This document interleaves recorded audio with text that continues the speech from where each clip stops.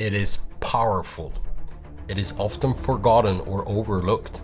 It is incredibly important and can be what makes or breaks your photos. My name is Per Svanström. I'm a photographer and videographer from Sweden, and together we are going to do a deep dive in tone curves in Lightroom. As with all good journeys and stories, we will have to start at the beginning. But when we have reached the end together in a couple of minutes, my goal and my hopes are that you have become a master.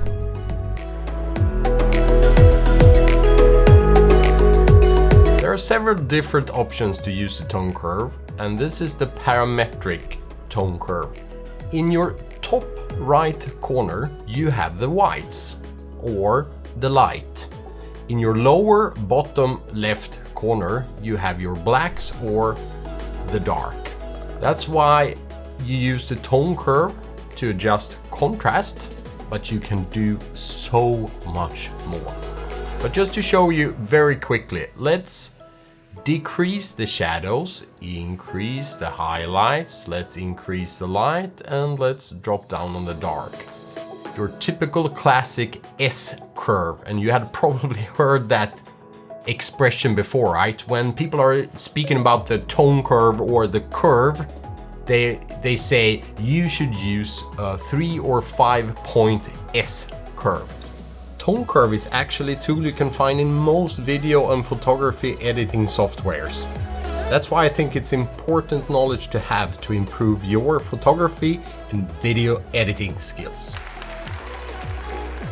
Light or whites in the upper right, dark or blacks in your lower left. Easy peasy, right? Let's reset what we just did. If I want to add a point to my curve, I can't do that, because Lightroom has decided that this is the 4 options we have. So we are switching to point curve, and the point curve is for the entire image, but we can also go into and edit the red, the green, and the blue channel individually. So if we take and add a point, you see I added a point, now we are at point curve, I can add points. If we drag it upwards, it becomes, yes, you guessed it, brighter. If we drag it downwards, it becomes darker. And here I have blacks. Here I have my midpoints. Here I have my highlights, and here I have my shadows. That means if I take this point and drag it upwards, I will lighten my shadows.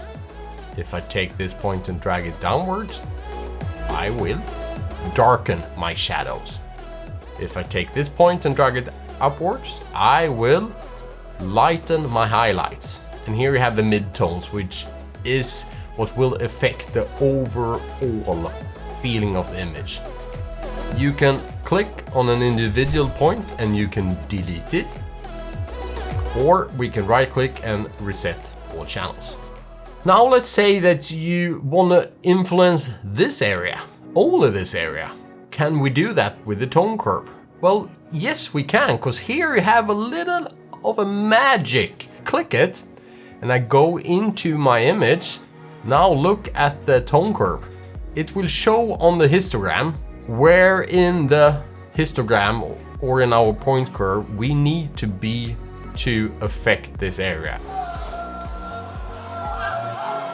Then you say, okay, but I have the pipettes, I can look here, and then I can go into my tone curve and I can start to increase this area, and let's add a cross point just to sort of keep the rest of the tone curve sort of intact.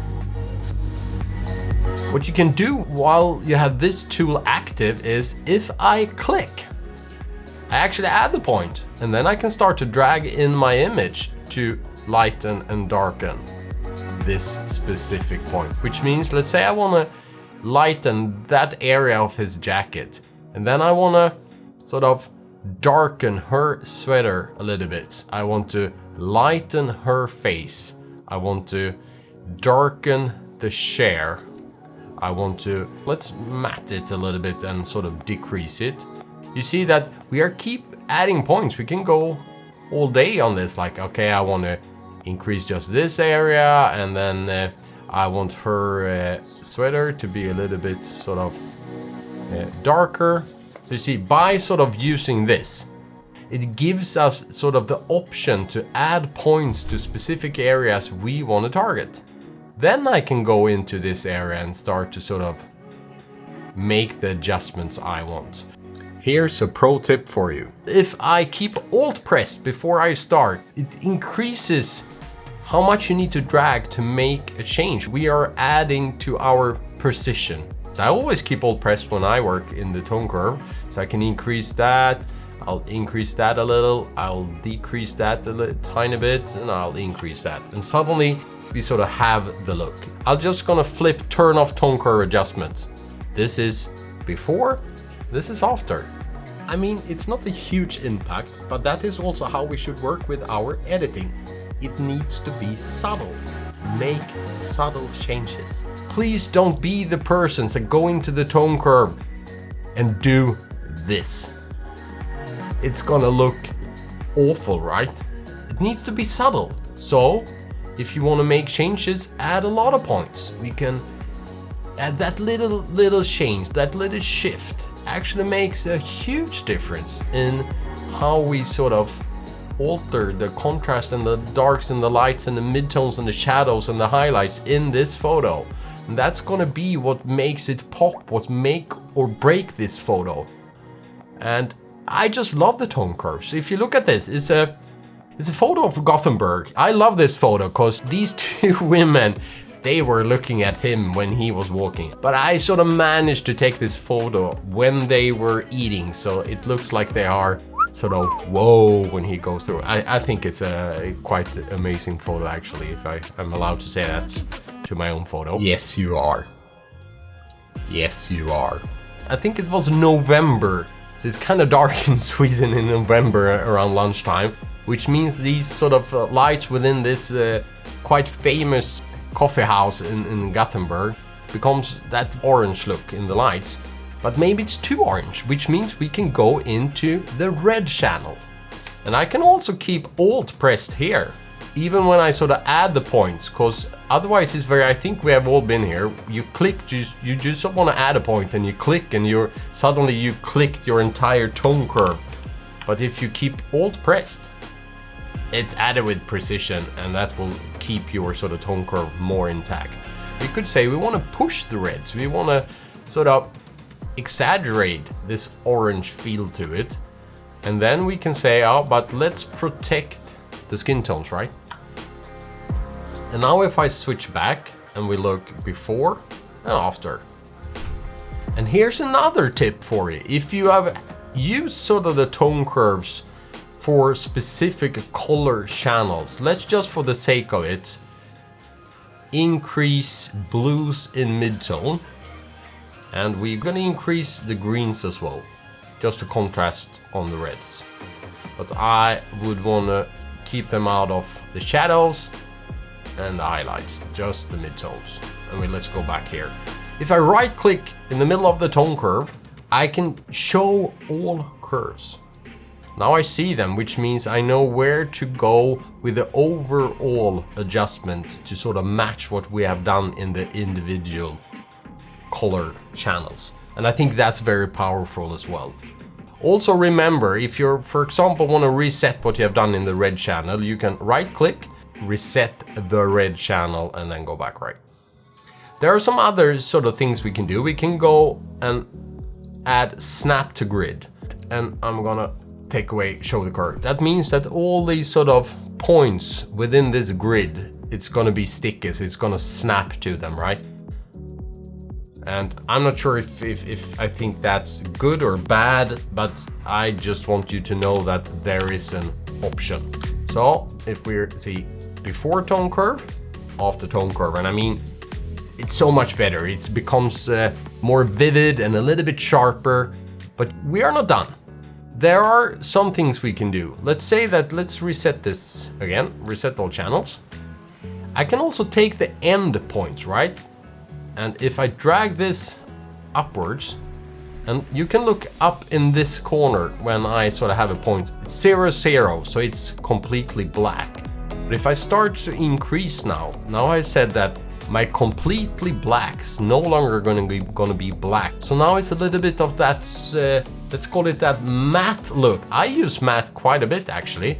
So let's say crank it to 20, you see it starts to become a little bit matte. We could do the opposite as well, and let's say that we don't want whites. So now read on the upper left on the histogram says 255 of 255, right? So now we have said that the white starts to become a gray, right? And a little bit matte in both black and the whites. Equally, we can go on the opposite side. So instead of being here on sort of the neutral 0, 0, we can start to crush the blacks. So let's say, so when I drag here, everything left of this line now will be completely black. So if we do the opposite, everything right of this point now will be completely white. And we are sort of crushing the whites. I rarely use this for the whites, but crushing black, I think is more of a artistic touch rather than sort of crushing the whites. And we can even combine them, right? So we can crush the blacks and then say that they should be a little bit matte. And that's quite often I actually use this as like a signature style on my street photography. So let's reset them. Last thing we need to know about tone curve is that we can make a specific tone curve or a point curve, and we can save them. Here you have linear, medium, and strong contrast. These are standard Lightroom. It comes with Lightroom. All of these are my custom curves. So here you see I have a 10, 10. They're both minus. I have -10, -10 S curve. If I click that, you see that I have crushed the blacks. I have increased them, and I've added like a contrasty S curve with a lot of points. The upside of sort of having presets like this is you can very quickly go over sort of your typical. This is a typical like it's even a 2-point S curve. It's not even a 3-point S curve. Here I have like a 20/20 crush tone curve. Have a vintage look. You see, it's matte. It's still contrasty. And I have my like street curve. Here you can start to sort of recognize the way I sort of present my photography or my photos on specifically on Instagram. This is a very common tone curve for me. But you can also use like the Lightroom standard. This is a 1, 2, 3, 4. We don't count these, otherwise it would be 6. It's like a 4-point tone curve. You can go on a strong contrast, and the strong contrast is, you can look at the difference, right? It's mostly in the darker areas, the shadows and the blacks, but it's also more in the highlights. Thank you very much for staying with me this far. It's been a long video and we are about to wrap it up. Before we do, I want us to put all this knowledge into use and quickly edit this final image, and I will add one final piece to the puzzle. So I will keep Alt pressed. I will add one in the middle, one up here, one down here. This is like, let's call it 3 points. It's 5, but let's call it 3. So standing on this intersection, I will increase that. I will increase the midtones. I will increase the highlights and decrease the shadows. So this is like a typical high contrast image. I don't think it works on this image, because if you see the histogram, it's sort of shifted to the left, right? Because it's a little bit darker image and they have a lot of sort of dark tones in their clothes. It's also very typical Sweden, especially in November. If we do it like on the grid, I think we have shifted it too much. Sort of, these are not that much happening on this side, but this point will add so much sort of effect to the image. I'm gonna reset it. And I would just imagine that this was the sort of scope of the tone curve. This is the length. So if we are going to add I'll just add it for the sake. This is sort of equal effect on this image, if that makes sense. So if I drag the white back to the beginning, I start to decrease this, I will decrease this, and will decrease this, right? There you go. Look at, that's not as dramatic, right? And that's because sort of the bulk of the information in the tones in this image is between this and this point. And this, I think, is really important. Don't look at the tone curve from the blackest black to the whitest white only. You also need to look in relation to each specific image. In this photo, it's shifted to the dark, so I want to shift my points a little bit to the left in the histogram and in the tone curve to sort of make a smoother adjustment to this image rather than being up here, if that makes sense. Maybe a little bit too much. I'm going to shift it there. I'm also going to add 2 more points because I think this is starting to be like the typical 5-point curve, which means we can increase here a little bit. I'm keeping Alt pressed, remember. Makes us a little bit more in control. I'm gonna decrease here. I'm gonna increase this point a little bit. I'm gonna decrease this to have a smoother curve. And let's look before. This is a high contrast, nice image. I think this is starting to be what I sort of like in my photography. But that means that we can still go into, for example, let's say go into the blue tone curve and increase, make this image a little bit sort of cooler. But I think that actually adds a nice in the midtones or in the highlights. Now let's do it more in the midtones, just a tiny bit.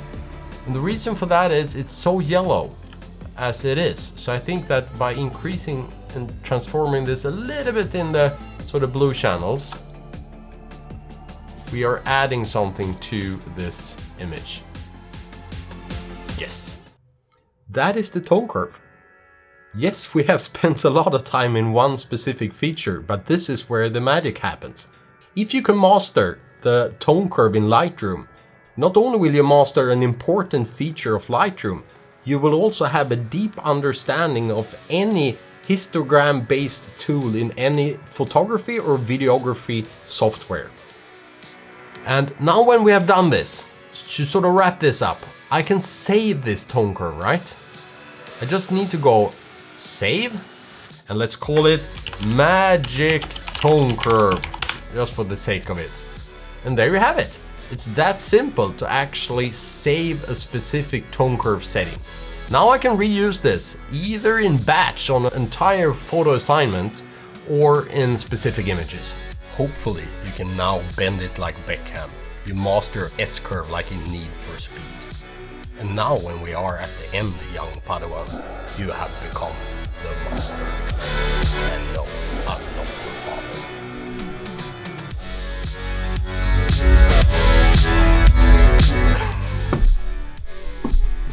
As always, thank you very much for watching. I hope to see you in the next one. Bye bye. Hej då.